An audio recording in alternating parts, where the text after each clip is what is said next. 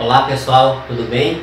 Pessoal, estamos de volta para mais uma aula de Química, pessoal. Hoje nós vamos estar vendo um assunto muito importante, que é a classificação dos materiais. Você, meu aluno do primeiro ano, você também, meu aluno da primeira etapa da EJA, fique ligado nessa aula para que você venha estar resolvendo as suas atividades. Você que também está aí nos assistindo do nosso canal, não se esqueça de se inscrever, não esqueça de estar dando seu like, não esqueça também de estar compartilhando essa aula com outros alunos, para você estar aí contribuindo para o crescimento do canal do professor Daniel. Pessoal, quando a gente está falando de classificação dos materiais, a gente tem que entender que os materiais eles podem ser classificados em homogêneo e heterogêneo. Quando é que eu tenho um material classificado como homogêneo? A gente vai ter que olhar o aspecto desse material. Se o aspecto desse material ele for uniforme, de ponto a ponto, ele é classificado como um material homogêneo. Agora, se o aspecto desse material for multiforme, de ponto a ponto, ele vai ser classificado como heterogêneo. O professor me deu um exemplo aí de um material homogêneo. Por exemplo, se você tiver, no caso, a água no estado líquido, você vai perceber que o aspecto da água é um aspecto uniforme de ponto a ponto. Então isso quer dizer que a água é classificado como um material homogêneo. Já no caso aqui do óleo e da água, você vai observar um detalhe. Você vai ver que a água e o óleo eles têm dificuldade em se misturar. Então, nesse caso aqui, eu posso considerar como um material heterogêneo. Por quê? Porque ele é classificado, ele possui um aspecto que nós consideramos de aspecto multiforme.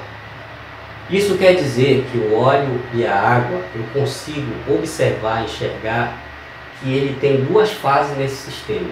Ou seja, é um sistema constituído de duas fases. No caso da água no estado líquido, eu só consigo observar esse sistema em uma fase só. Então, nesse caso aqui, eu tenho um aspecto uniforme, por isso que esse material ele é classificado como homogêneo. Nesse caso aqui, esse sistema, a gente consegue observar nesse sistema duas fases, por isso que ele tem um aspecto multiforme, de ponto a ponto, e ele é classificado aqui como um material heterogêneo.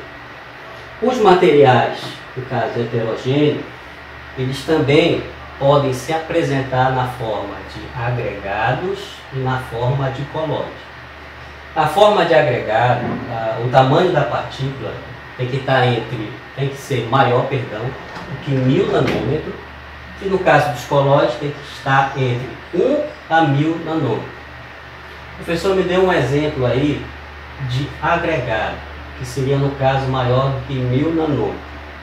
Por exemplo, vamos imaginar que eu tenho aqui um pouco de água, eu vou colocar um pouco de shampoo. Olha, se você observar o shampoo, ele ficou bem baixo, né? Porque a densidade do shampoo é muito maior do que a densidade da água. Veja que eu ainda não misturei as duas substâncias. Mas se eu misturar as duas substâncias, vão ficar assim.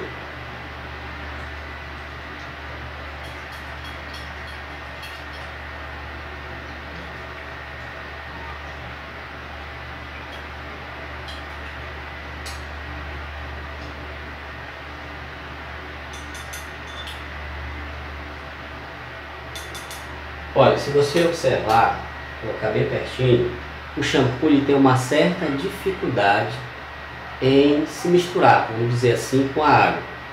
Então isso quer dizer que essas partículas que aqui se encontram no shampoo são agregados maiores do que 1000 nanômetros.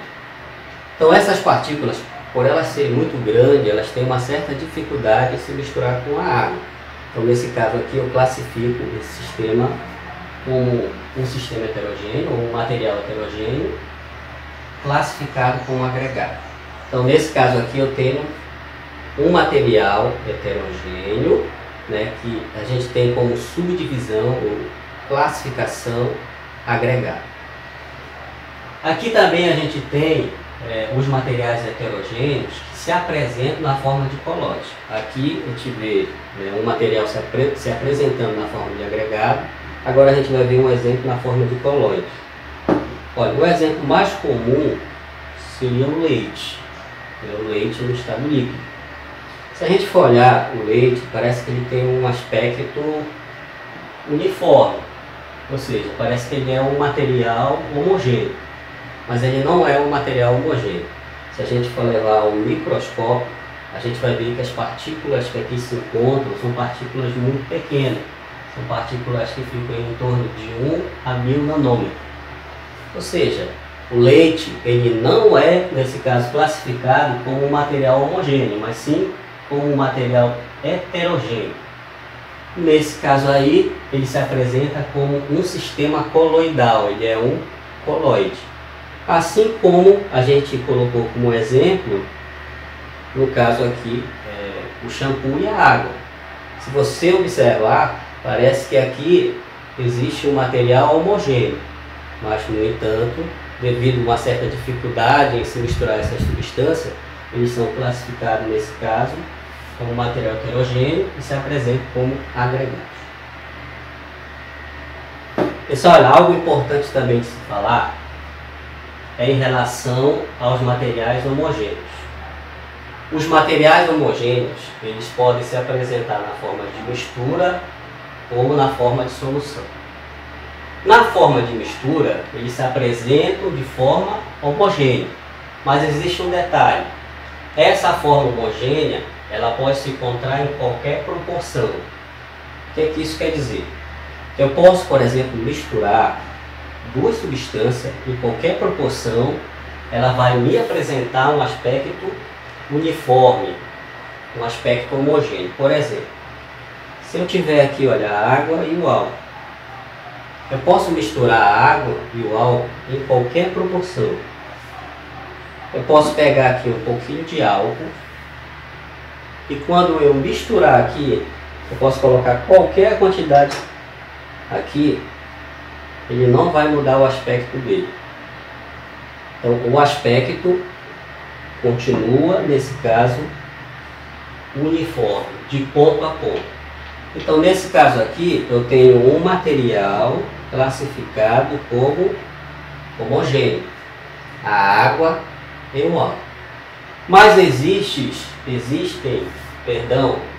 alguns materiais homogêneos que se apresentam na forma de solução. Nesse caso aqui, existe um limite de proporção. Por exemplo, se eu pegar aqui, olha, um pouco de água e eu vou misturar com sal, que é o sal de cozinha comum. Vou colocar só um pouquinho. Olha, se eu misturar água com sal, você vai perceber que eu vou conseguir solubilizar todo o sal. Ou seja, o sal ele possui o que nós chamamos de coeficiente de solubilidade. Então eu vou conseguir solubilizar ele, dissolver ele. Então eu posso dissolver ele até uma certa proporção. Ah, professor, se eu colocar um pouco mais de sal, vai chegar a um certo ponto que eu não vou mais conseguir dissolver ele. Se eu não conseguir mais dissolver ele, essa mistura aqui deixa de ser solução e passa a ser, nesse caso, um material heterogêneo, porque eu vou observar mais de uma fase. Eu vou ver duas fases. Eu vou ver a fase do sal e a água. Então, nesse caso aqui, quando é que eu vou ter um material homogêneo? E quando que ele vai se apresentar na forma de solução? Dentro de um limite de proporção. Então, as soluções, elas possuem um limite de proporção, que nós chamamos de coeficiente de solubilidade, que qualquer substância possui, quando, nesse caso, nós misturamos ela com a água. Ela possui um coeficiente de solubilidade. O açúcar possui seu coeficiente de solubilidade, o sal também possui seu coeficiente de solubilidade, beleza? Aqui, pessoal, a gente vai falar também sobre emoções. O que são emoções? são constituídos por materiais immiscíveis. Por exemplo, o óleo e a água, eles são materiais immiscíveis. Mas para que esse material se torne uma emulsão, eu preciso de um emulsificante. No caso do óleo e da água, o emulsificante mais comum é o sabão. Então, o sabão ele se torna um emulsificante quando nós misturamos o óleo, a água e o sabão. Um outro exemplo de emulsões seria a maionese. A maionese ela é constituída de azeite, que seria o óleo, para a gente fazer a maionese, e eu preciso de vinagre. Essas duas soluções aqui, para eu manter elas unidas, eu vou precisar da gema do ovo. Então a gema do ovo é um emulsificante. É ele que vai agir para emulsificar, para manter as fases unidas, que seria a fase do azeite e a fase do vinagre, porque eles não vão se misturar. No caso do óleo e da água, para eu manter unidas essas fases, eu vou precisar do sabão. Então, no caso do sabão, ele vai, nesse caso, emulsificar essas substâncias, formando micelas. É um assunto que a gente vai ver lá no terceiro ano, beleza? Agora, pessoal, nós vamos ficar por aqui. Aguarde a nossa atividade, que a gente vai estar passando para que você venha compreender melhor esse conteúdo.